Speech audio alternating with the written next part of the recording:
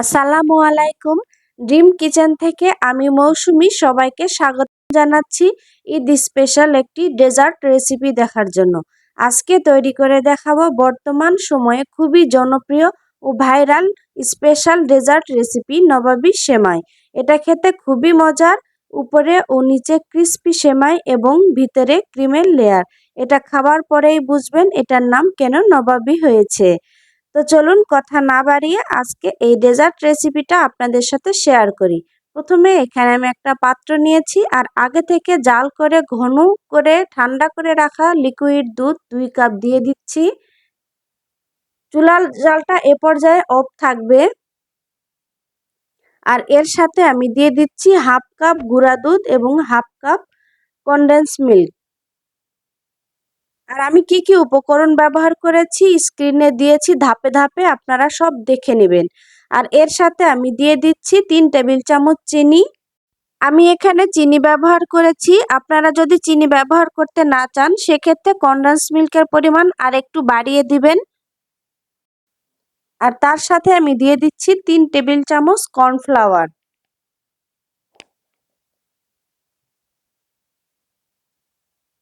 আর আমি এখানে মিষ্টির স্বাদের ব্যালেন্সটা ঠিক রাখার জন্য দিয়ে দিলাম 1 চিমটি পরিমাণ লবণ, আপনারা না চাইলে না দিতে পারেন। এবার এটাকে আমি খুব ভালো করে মিশিয়ে নিব যেন কোনো দলা না থাকে, এবং মিশানোর পরে চুলার জালটা অন করে মিডিয়াম আঁচে এটা অনবরত নাড়তেই থাকবো এবং এটাকে জাল করে নিব যতক্ষণ না পর্যন্ত এটা একটা ঘন স্ট্রাকচার না আসে। এভাবে অনবরত নাড়তে নাড়তে এটা এক পর্যায়ে এভাবে ঘন হয়ে আসবে। আর কেমন ঘন হবে দেখুন, এটাকে আমি যখন ঘোরাচ্ছি তখন এটার দাগগুলো দেখা যাচ্ছে। ঠিক এ পর্যায়ে এটাকে আমি চুলা থেকে নামিয়ে রাখবো। এবার চলে যাচ্ছি পরবর্তী স্টেপে। এখানে আমি আগে থেকে ফ্রাই প্যান দিয়ে রেখেছি। ফ্রাই প্যানটা হালকা গরম হয়ে আসলে এখানে আমি 1 টেবিল চামচ ঘি দিয়ে দিলাম। আর ঘিটা খুব ভালোভাবে একটু গরম হয়ে আসলে এখানে আমি কিছু বাদাম দিয়ে দিচ্ছি। কাজু বাদাম, কাঠবাদাম, পেস্তা বাদাম ও কিশমিশ একসাথে এটাকে আমি ভেজে নিব।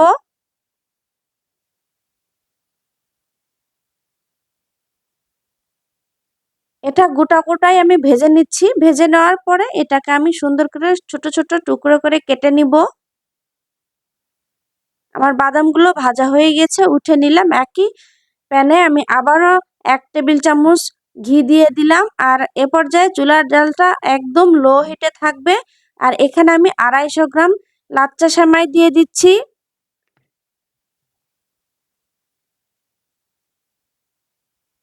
চুলার জালটা এ পর্যায়ে কিন্তু অবশ্যই লো হিটে রাখতে হবে। সেমাইটা দিয়ে হালকা কিছুক্ষণ আমি ঘির সাথে ভেজে নিব। এবার আমি এর সাথে দিয়ে দিচ্ছি হাফ কাপ চিনি। আর এর সাথে দিয়ে দিচ্ছি হাফ কাপ গুঁড়ো দুধ।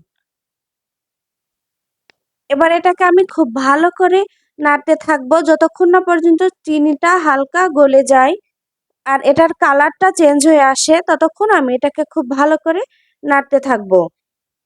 আশা করছি আমার এই রেসিপি আপনাদের খুব ভালো লেগেছে। আর এবার স্পেশাল এই নবাবী সেমাইয়ের রেসিপিটি এবার ঈদে অবশ্যই আপনারা তৈরি করবেন।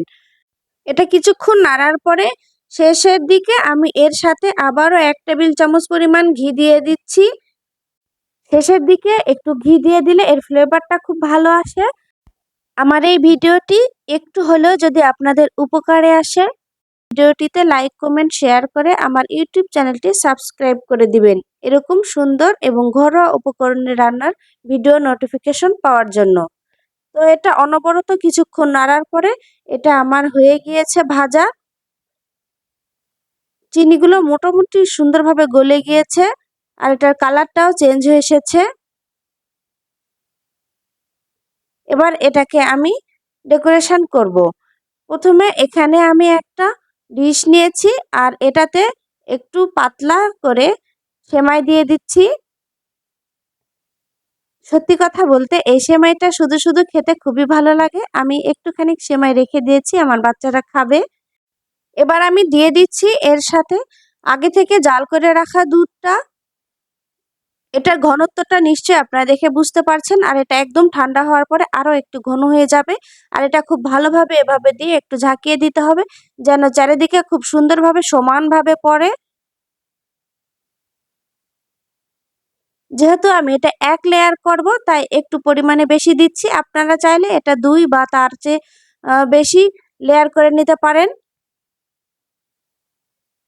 এরপর আমি এর উপরে আবারও সেমাই দিয়ে দিচ্ছি।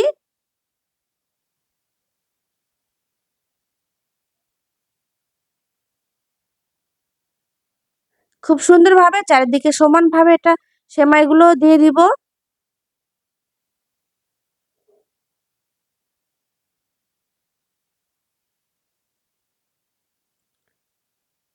খুব বেশি সেমাই দেওয়া যাবে না।